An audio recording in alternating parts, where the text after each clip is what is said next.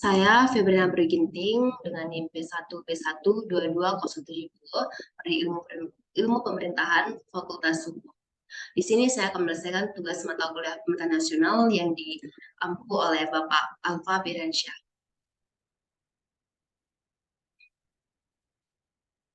Di sini saya akan menjelaskan dasar teori sistem menurut Bagi Irfandi yang dibagi menjadi 6 teori. Yang pertama, teori pemisahan kekuasaan. Yang kedua, teori demokrasi. Yang ketiga, teori negara berdasarkan atas hukum. Yang keempat, teori negara berkonstitusional. Yang kelima, ajaran negara kesejahteraan atau welfare state. Yang keenam, ajaran sistem pemerintahan. Selanjutnya, yang pertama kita akan membahas tentang teori pemisahan kekuasaan. Teori pemisahan kekuasaan yang dikembangkan oleh John Locke dan Montesquieu baru muncul sekitar abad ke-17. Demikian juga dengan munculnya teori dan hukum konstitusi baru berkembang sekitar abad ke-18. Walaupun sebelumnya pada masa Yunani kuno, konstitusi telah banyak dibicarakan. Sedangkan Islam telah mengenal adanya pemisahan kekuasaan dan konstitusi jauh sebelum itu, yaitu pada masa pemerintahan Rasulullah SAW di negara Madinah dan konstitusi Madinah yaitu pada abad ke-7. Latar belakang lahirnya teori. Pemikiran untuk menghindari kekuasaan absolut dalam suatu negara tersebut kemudian dikembangkan oleh Montesquieu. Dia berpendapat bahwa untuk menciptakan tegaknya negara demokrasi perlu diadakan pemisahan kekuasaan negara ke dalam 3 bentuk atau organ. Menurut John Locke, munculnya teori pembagian kekuasaan sebagai gagasan awal untuk menghindari adanya pemisahan kekuasaan absolut dalam suatu negara. Inilah tokoh teori pemisahan kekuasaan, ada John Locke dan Montesquieu. John Locke membagi 3 kekuasaan. Yang pertama, legislatif. Kekuasaan untuk membuat atau membentuk undang-undang. Yang kedua, eksekutif. Kekuasaan untuk melaksanakan undang-undang, termasuk mengadili setiap pelanggaran terhadap undang-undang. Yang ketiga, federatif. Kekuasaan untuk melaksanakan hubungan luar negeri. Selanjutnya, ada Montesquieu membagi 3 kekuasaan. Yang pertama, legislatif. Kekuasaan untuk membuat atau membentuk undang-undang. Yang kedua, eksekutif, kekuasaan untuk melaksanakan undang-undang. Yang ketiga, yudikatif, kekuasaan untuk mempertahankan undang-undang, termasuk mengadili setiap pelanggaran terhadap undang-undang.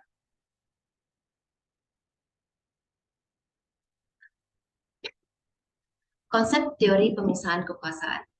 Menurut Dina Susani dalam buku Administrasi Negara 2019, konsep pemisahan kekuasaan muncul karena kekuasaan besar hanya dimiliki beberapa orang atau kelompok saja. Dia dianggap membahayakan warga negara, oleh sebab itu kekuasaan dibagi menjadi beberapa kelompok. Dengan begitu, akan sangat sulit menyalahgunakan kekuasaan atau kewenangan. Dikutip dari buku Kejaksaan RI, posisi dan fungsinya dari perseptif hukum 2005, karya Mahmud Effendi, Sir Yvonne Jennings membagi pemisahan kekuasaan berdasarkan definisi material dan formal. Dilihat dari definisinya, pemisahan kekuasaan atau separation of powers merupakan pemisahan kekuasaan yang dipertahankan secara tegas dalam fungsinya. Berdasarkan definisi ini, kekuasaan dibagi menjadi 3, yakni legislatif, eksekutif, serta yudikatif. Pemisahan kekuasaan berarti kekuasaan negara terpisah dalam beberapa bagian, baik organ dan fungsinya.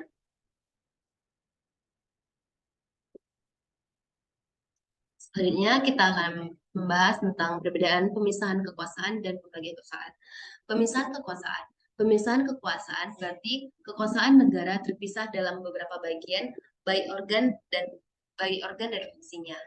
Sedangkan pembagian kekuasaan membuat kekuasaan di sebuah negara dibagi dalam beberapa bagian, namun tidak dipisahkan, sehingga masih saling berhubungan dalam menjalankan kekuasaan.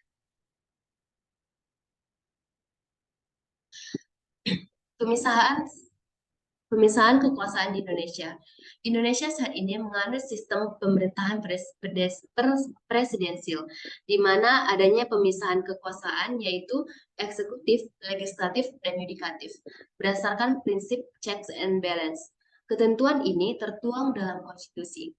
Namun, tetap diperlukan langkah penyempurnaan, terutama pengaturan atas pembatasan kekuasaan dan wewenang yang jelas antara ketiga lembaga negara tersebut. Secara teoritis, kewenangan lembaga-lembaga negara Indonesia mengarah pada sistem pemerintahan presidensial. Namun, kemudian secara praktek dalam menjalankan fungsi dan kewenangan, lembaga negara tidak mencerminkan bahwa sistem pemerintahan Indonesia menganut pemisahan kekuasaan yang ada dalam sistem pemerintahan presidensial. Akan tetapi, lebih dekat pada sistem pembagian kekuasaan. Sehingga ketentuan yang diterapkan berdasarkan Undang-Undang Dasar 1945 diperlukan kembali upaya penyempurnaan agar secara konsepsional dan prakteknya dapat berjalan secara ideal. Selanjutnya kita masuk ke teori demokrasi. Kata demokrasi pertama muncul pada mazhab politik dan filsafat Yunani kuno di negara kota Athena, dipimpin oleh Kallisthenes. Warga Athena mendirikan negara yang umum dianggap sebagai negara demokrasi pertama pada tahun 507 sampai 508 sebelum Masehi. Kallisthenes disebut sebagai bapak demokrasi Athena. Pemerintahan dengan demokrasi telah dikembangkan sejak lama oleh orang Yunani kuno di kota Athena. Mereka mengumpulkan semua orang yang merupakan warga negara di satu area, tetapi tidak termasuk budak, wanita, orang asing, dan anak-anak yang tidak mempunyai hak pilih. Majelis akan berbicara tentang jenis hukum apa yang diinginkan dan dipilih oleh warga negara. Dewan akan menyarankan undang-undang. Semua warga negara diinstruksikan di majelis. Dewan dipilih dengan undian. Para peserta di Dewan akan berubah setiap tahun dan jumlah orang di Dewan paling banyak adalah 500 orang. Latar belakang teori demokrasi. Demokrasi memanglah bukanlah sistem politik yang ideal. Penolakan terhadap demokrasi berlangsung selama berabad-abad. Kemudian setelah Revolusi Prancis, demokrasi mulai memperoleh perhatian dunia dan pemikiran tentang demokrasi terus berevolusi mengatasi tantangan-tantangan yang muncul dalam bentuk gelombang anti-demokrasi, khususnya dari sistem komunisme, militerisme, dan fasisme. Demokrasi mengidentifikasikan konsep dengan mengutamakan penekanan pada kebebasannya dan diwakilinya kepentingan melalui forum publik yang dipilih dan kelompok partisipasi.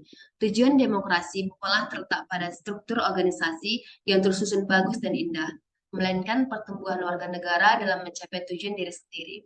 Pemikiran dan teori-teori demokrasi dan para tokoh demokrasi Barat seperti Jürgen Habermas dan Hannah Arendt. Tokoh demokrasi yaitu Bapak Kallisthenes adalah bangsawan Athena dari keluarga Alkemenid. Dia terkenal karena mereformasi konstitusi Athena kuno dan menetapkan dasar bagi demokrasi Athena pada tahun 508 sebelum Masehi. Karena itu para sejarawan terkadang menyebutnya Bapak Demokrasi Athena. Selanjutnya ada Abraham Lincoln, lahir pada tanggal 12 Februari 1809 di sebuah gubuk dengan kedua orang tuanya yang miskin dan tidak berpendidikan. Sedari kecil ia berjuang agar bisa mengayam pendidikan, namun hanya bertahan selama setahun. Kemudian ia berjuang keras dan membantu pemasukan keluarga dengan bekerja sebagai pemotong kayu. Tentara kelas di kapal-kapal sungai, juru tulis, mengurus kedai, kepala kantor pos, pengacara, dan akhirnya saat usia 52 tahun, ia menjadi presiden negara Paman Sam yang berhasil membebaskan perbudakan. Abraham Lincoln yang dikenal sebagai Bapak Demokrasi juga memiliki gaya kepemimpinan yang revolusioner. Pengalaman, keberanian, dan karismatik yang begitu dihormati mampu memberikan kebebasan kepada para budak. Pada masa kepemimpinan, ia mampu mendapatkan persetujuan dari House of Representatives untuk mengubah konstitusi yang berkaitan dengan pembebasan perbudakan serta kesetaraan. Hal ini sejalan dengan konsep kepemimpinan global yang menganggap pimpinan mampu membangun kepercayaan untuk mengubah struktur organisasi. Selanjutnya, di sini ada prinsip-prinsip demokrasi. Prinsip demokrasi yang pertama, Rakyat harus berpartisipasi dalam pembuatan keputusan. Yang kedua, adanya kedudukannya sama. Yang ketiga, pendapatan negara harus didistribusikan secara adil. Yang keempat, adanya kesempatan yang sama. Yang kelima, kebebasan mengemukakan pendapat. Yang keenam, adanya kebebasan individu. Yang ketujuh, semangat kerjasama. Yang kedelapan, hak asasi manusia atau HAM. Macam-macam sistem pemerintahan demokrasi.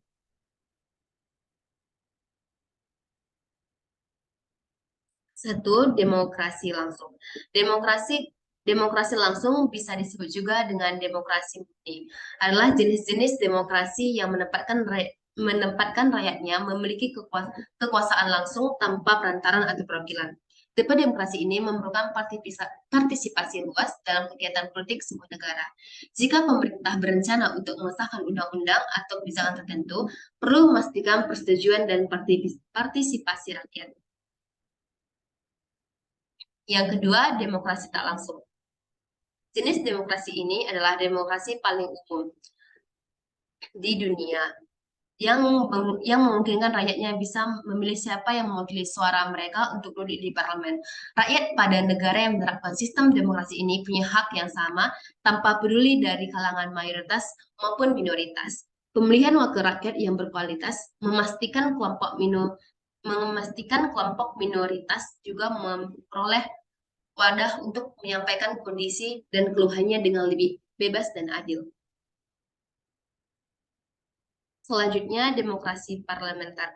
Demokrasi ini merupakan jenis demokrasi yang memberi lebih banyak kekuasaan pada legislatif atau perwakilan rakyatnya.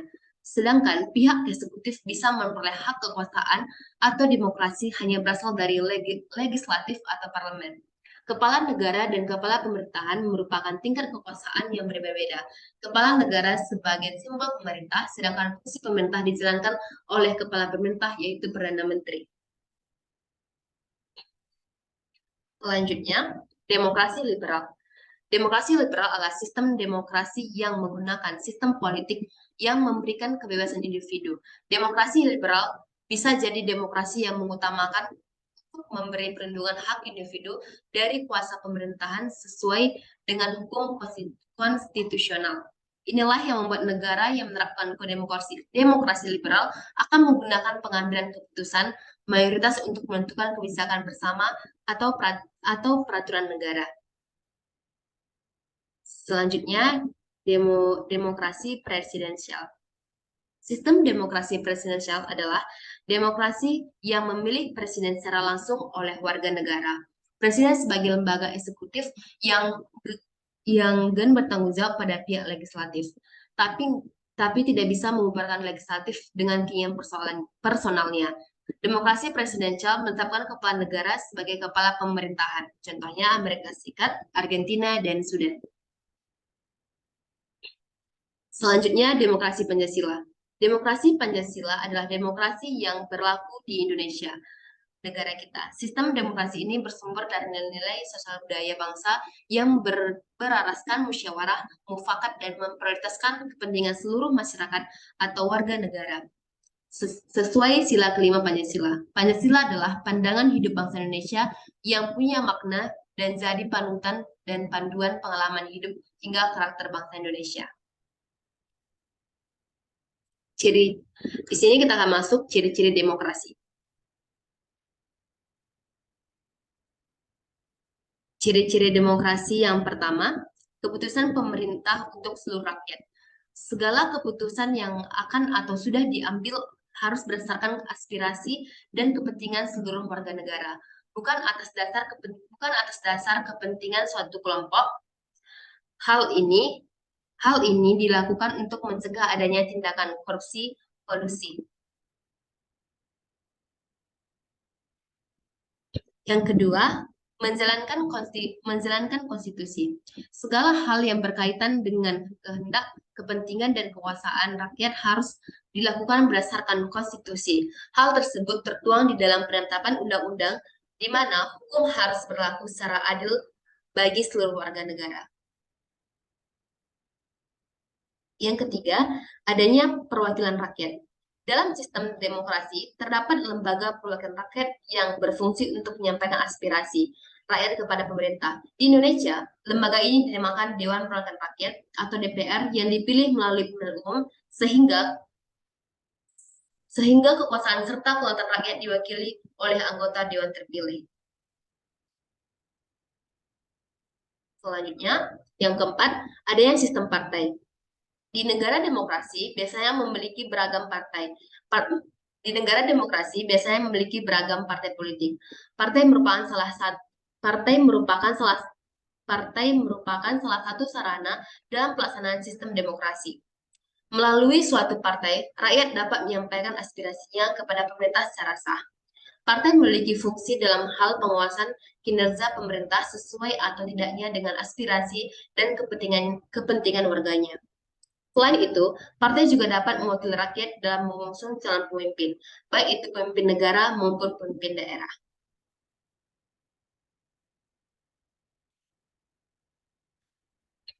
Konsep demokrasi Indonesia. Demokrasi Pancasila sebagai sistem demokrasi yang dianut di Indonesia secara ringkas adalah sistem demokrasi yang dilaksanakan berdasarkan musyawarah untuk mufakat bagi kesejahteraan rakyat. Kebebasan individu dijamin namun tidak bersifat mutlak karena disesuaikan dengan tanggung jawab sosial. Pelaksanaan demokrasi di Indonesia tidak ada diminasi minoritas vis minoritas, tetapi dijiwai dengan semangat kelembagaan untuk mewujudkan cita-cita hidup bangsa. CST Council bahkan mengartikan demokrasi Pancasila sebagai kerakyatan yang dipimpin oleh hikmat kebijaksanaan dalam pensyaratan perwakilan. Sebagaimana sila keempat dari Pancasila tercantum pada alinea pembukaan Undang-Undang Dasar 1945 alinea keempat. Yang ketiga, teori negara berdasarkan teori negara berdasarkan atas hukum. Pemikiran tentang negara hukum telah muncul jauh sebelum terjadinya revolusi 1688 di Inggris, tetapi baru muncul kembali pada abad 17 dan mulai populer pada abad ke-19. Latar belakang timbulnya pemikiran negara hukum itu merupakan reaksi terhadap kewenangan di masa lampau. Negara hukum adalah negara yang seluruh aksinya didasarkan atas dan diatur oleh hukum. Teori negara hukum menyajikan konsep-konsep atau ide-ide bagaimana membangun negara hukum yang baik, bagaimana cara hidup bersama, bermasyarakat, dan bernegara yang dapat melindungi berbagai kepentingan dan mengatur cara penyelesaian jika terjadi benturan atau berbagai kepentingan dengan berpijak pada prinsip tegaknya kepastian hukum. Terwujudnya rasa keadilan serta kedamaian antara berbagai pihak yang berkepentingan tersebut dan sekaligus memberi arahan kepada kehidupan yang lebih baik. Konsep negara hukum. Yang pertama, perlindungan hak asasi manusia. Yang kedua, pembagian kekuasaan. Yang ketiga, pemerintahan berdasarkan undang-undang. Yang keempat, peradilan tata usaha negara. Negara hukum merupakan istilah yang meskipun kelihatan sederhana, namun mengandung muatan sejarah pemikiran yang relatif panjang. Pemikiran tentang negara hukum telah muncul jauh sebelum terjadinya revolusi tahun 1688 di Inggris, tetapi baru muncul pada abad ke-17 dan mulai populer pada abad ke-17. Latar belakang timbulnya pemikiran negara hukum itu merupakan reaksi terhadap kesewenang-wenangan di masa lampau. Oleh karena itu, unsur-unsur negara hukum mempunyai hubungan yang erat dengan sejarah dan perkembangan masyarakat dari suatu bangsa. Sejarah timbulnya pemikiran atau cita negara hukum itu sendiri sebenarnya sudah sangat tua, jauh lebih tua dari usia negara ataupun ilmu kenegaraan. Cita negara hukum itu pertama kalinya dikemukakan oleh Plato dan kemudian pemikiran tersebut dipertegas oleh Aristoteles. Pemikiran negara hukum ini dimulai sejak Plato dengan konsepnya bahwa penyelenggaraan negara yang baik adalah didasarkan pada hukum yang baik yang disebut dengan nomoi. Kemudian ide tentang negara hukum populer pada abad ke-17 sebagai akibat dari situasi politik di Eropa yang didominasi oleh absolute time. Secara embrionik, gagasan negara hukum yang telah dikemukakan oleh Plato ketika ia mengintroduksi konsep nomoi sebagai karya tulis ketiga yang dibuat di usia tuanya. Sementara itu, dalam dunia tulisan pertama, Politeia dan Politikos, belum muncul istilah negara hukum. Dalam nomoi, Plato mengumpamakan bahwa penyelenggaraan baik yang baik ialah didasarkan pada peraturan yang baik. Gagasan Plato tentang negara hukum ini semakin tegas ketika didukung oleh muridnya Aristoteles. Ia menuliskan ke dalam bukunya Politika. Sejak dahulu orang telah mencari akan arti negara hukum, dan Aristoteles diantaranya yang memukakannya. Pengertian negara hukum menurut Aristoteles dikaitkan dengan arti daripada dalam perumusan yang terikat pada polis. Aristoteles berpendapat bahwa pengertian negara hukum itu timbul dari polis yang punya wilayah negara kecil, seperti kota dan berpenduduk sedikit. Tidak seperti negara-negara ini yang punya wilayah yang luas dan berpenduduk banyak. Dalam polis itu, segala urusan negara dilakukan dengan musyawarah, di mana sebuah warga negaranya ikut serta dalam urusan penyelenggaraan negara. Pada masa itu, yang dimaksud dengan negara hukum ialah negara yang berdiri di atas hukum, yang menjamin keadilan kepala warga negaranya. Keadilan merupakan syarat bagi terciptanya kebahagiaan hidup untuk warga negaranya. Dan sebagai dasar dari para kehadilan itu perlu diajarkan rasa susila. Perlu diajarkan rasa susila kepada setiap manusia agar ia menjadi warga negara yang baik. Demikian pula peraturan hukum yang sebenarnya hanya ada jika peraturan hukum itu mencerminkan keadilan bagi pergaulan hidup antara warga negaranya. Bagi Aristoteles, yang memerintah dalam negara bukanlah manusia sebenarnya, melainkan pikiran yang adil. Sedangkan penguasa sebenarnya hanya memegang hukum dan keseimbangan saja. Kesusilaan yang akan menentukan baik dan tidaknya suatu peraturan perundang-undangan dan membuat undang-undang adalah sebagian dari kecakapan menjalankan pemerintah negara.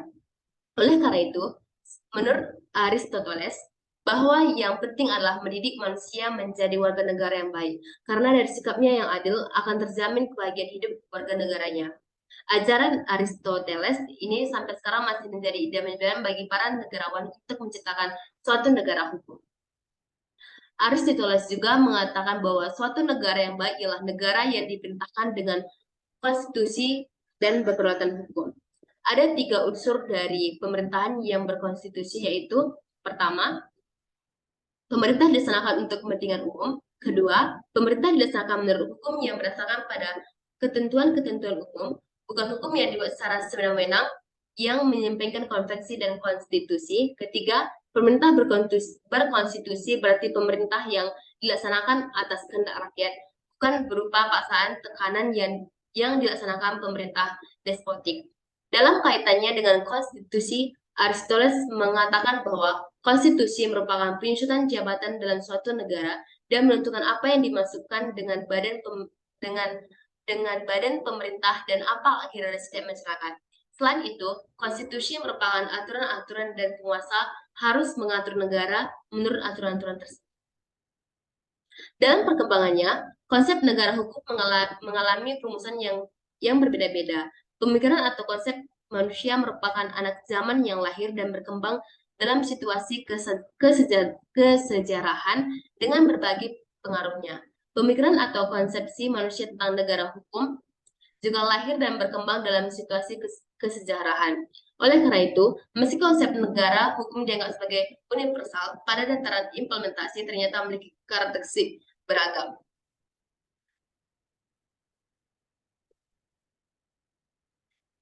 Selanjutnya kita akan membahas tokoh teori negara hukum. Yang pertama itu Plato adalah seorang filsuf dan matematikawan Yunani secara spesifik dari Athena.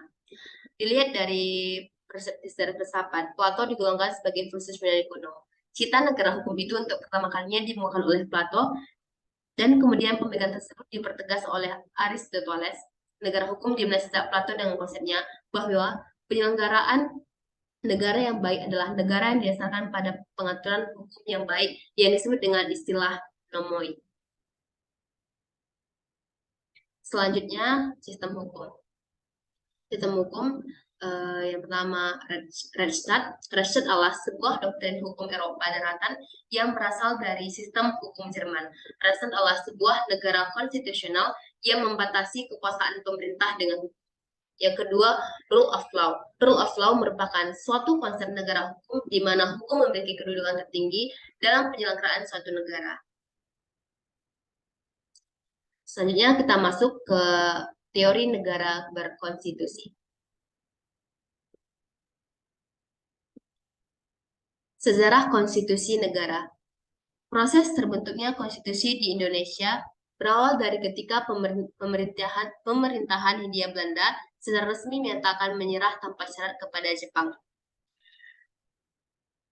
Pada 9 Maret 1942, pada 9 Maret 1942, sejak saat itu kedudukan Hindia Belanda di Indonesia pun diambil alih oleh Jepang.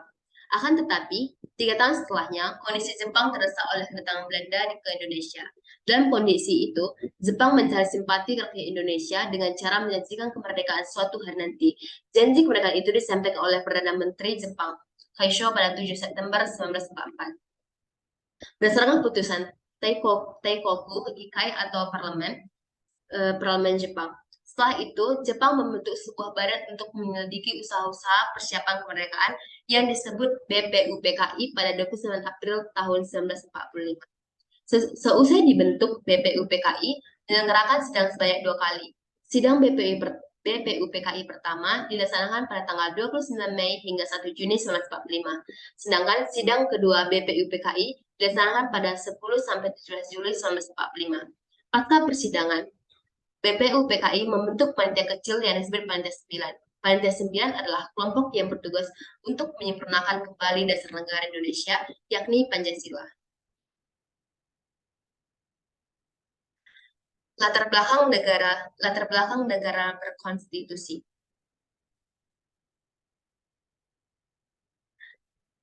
Konstitusi sebagai penjamin hak asasi.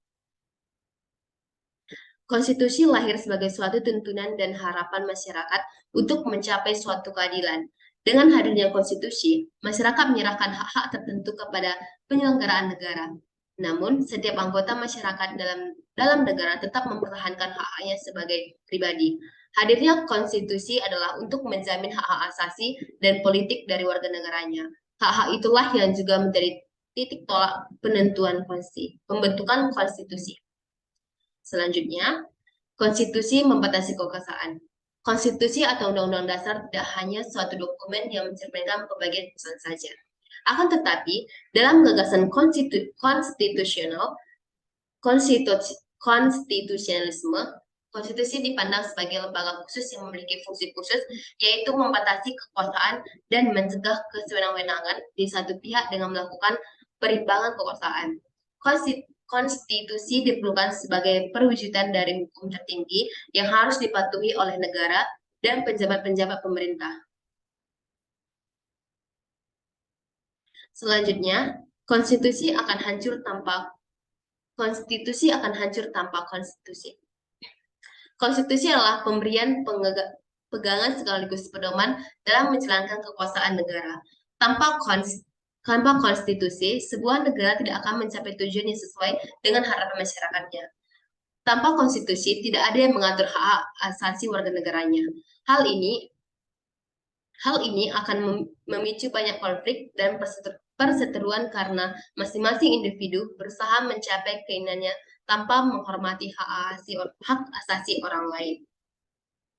Ya, selanjutnya, konstitusi sebagai barometer kehidupan bernegara. Konstitusi menjadi barometer kehidupan berbangsa dan bernegara yang syarat akan bukti sejarah perjuangan para pendahulu.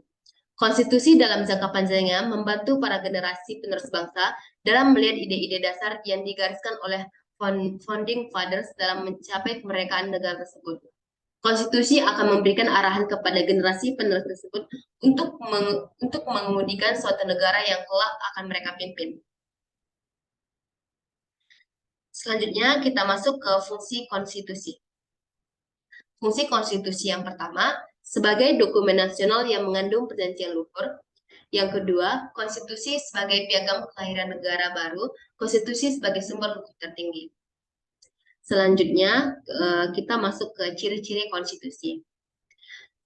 Ciri-ciri konstitusi yang pertama, bentuk negara kesatuan. Yang kedua, bentuk pemerintahan republik. Yang ketiga, kedaulatan ada di tangan rakyat. Yang keempat, sistem pemerintahan presidensial. Yang kelima, desentralisasi. Yang keenam, multipartai. Yang ketujuh, adanya jaminan terhadap hak asasi manusia atau HAM.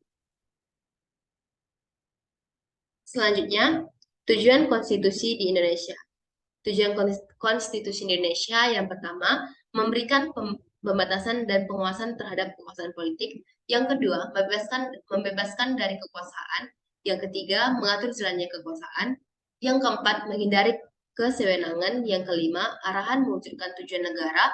Yang keenam, melindungi HAM. Yang ketujuh, pedoman penyelenggaraan negara. Selanjutnya, konsep negara berkonstitusi. Konstitusi bagi suatu negara adalah menjadi pedoman yang mengatur jalannya pemerintahan, pembatasan kekuasaan, dan menjamin hak asasi manusia agar pemerintah tidak bertindak sewenang-wenang. Pemerintah tidak bisa bertindak sewenang-wenang karena konstitusi membatasi kekuasaan. Konstitusi membagi kekuasaan, mengatur kerjasama antar lembaga pemerintahan, dan menjadi agar semua kebijakan yang dijalankan tetap dilakukan demi kesejahteraan rakyat. Adanya konstitusi membuat pemerintah tetap berfokus pada kepentingan rakyat banyak tanpa adanya pelanggaran hak asasi manusia. Konstitusi menjadi pedoman agar hak-hak warga negara dan asasi manusia tidak dilanggar dan terus dijamin oleh pemerintah. 3 hal yang termuat dalam konstitusi suatu negara.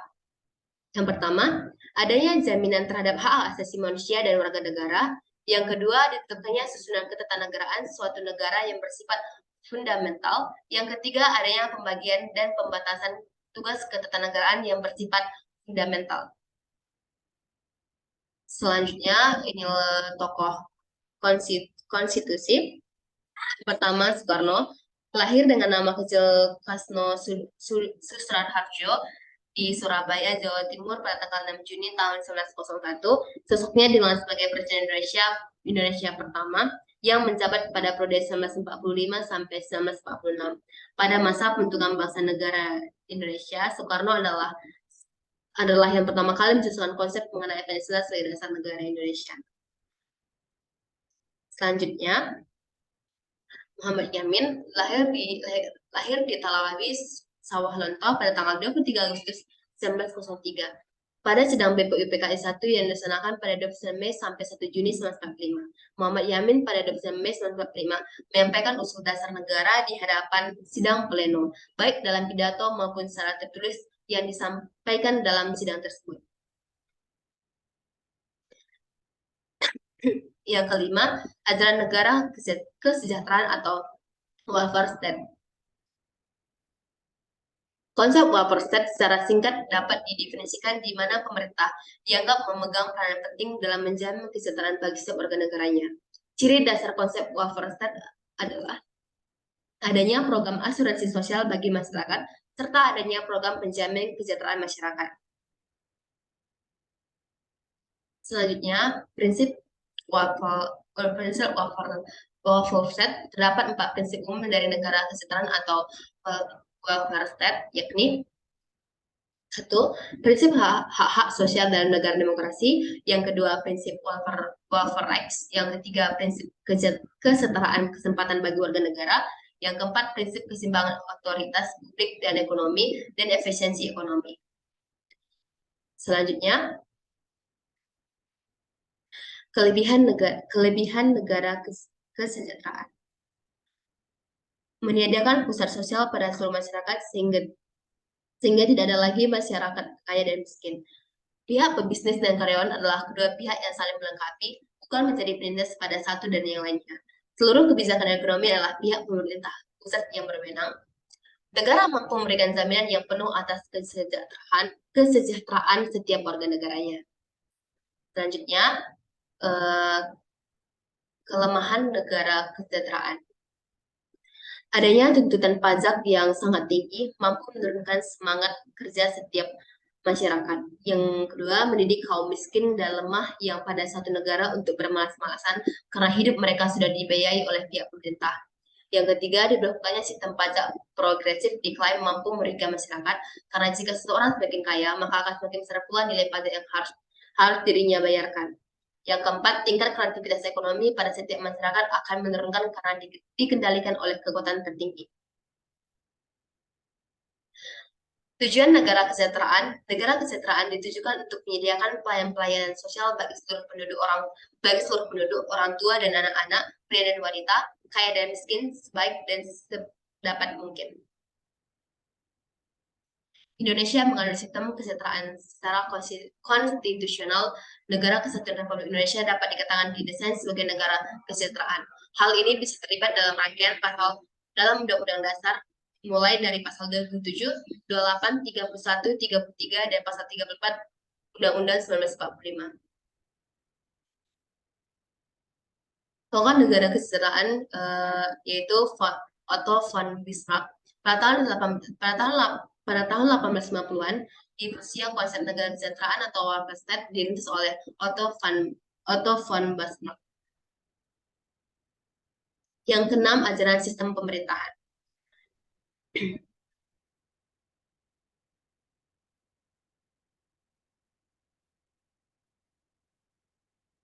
Secara umum, sistem pemerintahan dapat didefinisikan sebagai sebuah sistem yang ada di suatu negara yang tersusun dari berbagai jenis elemen, yang dimana setiap elemen memiliki kegunaan masing-masing yang akan membentuk sistem tersebut menjadi suatu kesatuan dan menjadi susunan yang padat. Adanya keterkaitan yang kuat antara membuat elemen dalam sistem ini tak bisa dipisahkan. Dalam sistem ini, tiap elemen memiliki kualitas kerjasama yang sangat kuat, saling terikat, serta memiliki tujuan serta fungsi masing-masing. Jenis-jenis sistem pemerintahan di dunia.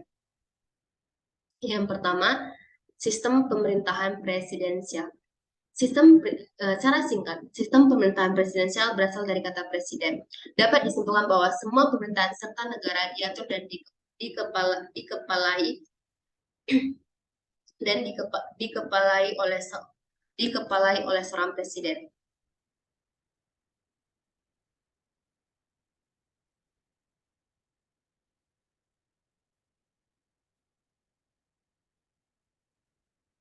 Yang kedua, sistem pemerintahan semi presidensial. Sistem pemerintahan semi presidensial adalah bentuk dari gabungan antara sistem pemerintahan presidensial dan sistem pemerintahan parlementer.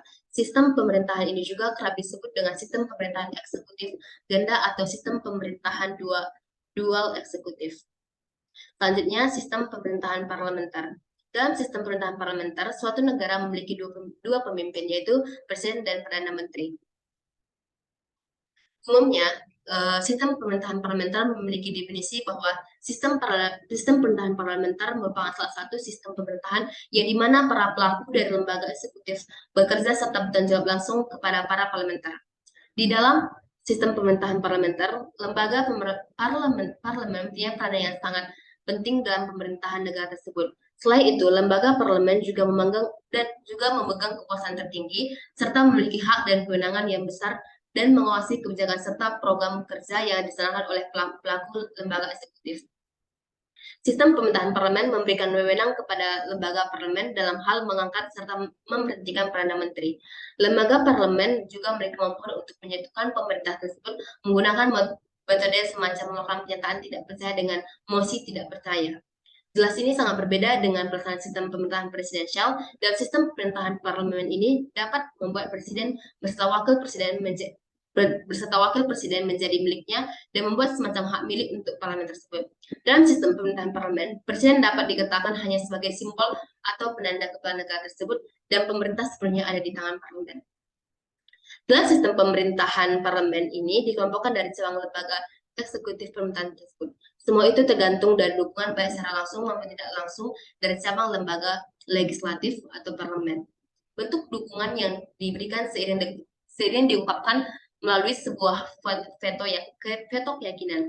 Maka dari itu, hampir dikatakan tidak ada kejelasan mengenai pemisahan kekuasaan antara cabang lembaga eksekutif dan lembaga cabang legislatif. Isi dari ketiga tersebut biasanya adalah dari beberapa rakyat yang merasa adanya kekurangan proses pemerintahan serta adanya ketidakseimbangan yang didapatkan dari sistem pemerintahan Republik Kepresidenan.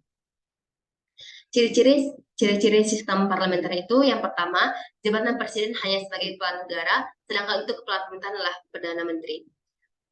Yang kedua, yang memiliki hak prerogatif adalah Perdana Menteri. Yang ketiga, lembaga eksekutif memiliki tanggung jawab terhadap lembaga legislatif. Yang keempat, anggota menteri memiliki tanggung jawab terhadap lembaga legislatif. Yang kelima, lembaga legislatif memiliki wewenang untuk menurunkan lembaga eksekutif. Yang keenam, lembaga eksekutif dipilih oleh lembaga legislatif. Selanjutnya, sistem pemerintahan komunis. Sistem pemerintahan komunis dipimpin berada di bawah kendali Partai Komunis. Selanjutnya yang kelima, sistem pemerintahan demokrasi liberal. Sistem pemerintahan demokrasi liberal atau yang biasa disebut dengan demokrasi konstitusional ini memiliki sistem politik yang menganut paham kebebasan individu. Selanjutnya, sistem pemerintahan liberal. Sistem pemerintahan liberal menjadikan kebebasan dari rakyat mereka sebagai landasan dalam bernegara serta menjadi dasar dari penetapan kebijakan serta aturan yang berlaku di negara tersebut. Perlu kita ketahui bahwa para pejabat pemerintah yang ada di negara yang menganut sistem pemerintahan ini tidak banyak membuat serta menetapkan kebijakan serta aturan. Jadi masalah tidak begitu terikat dengan pengaturan kebijakan. Demikian yang dapat saya sampaikan. Sekian dan terima kasih.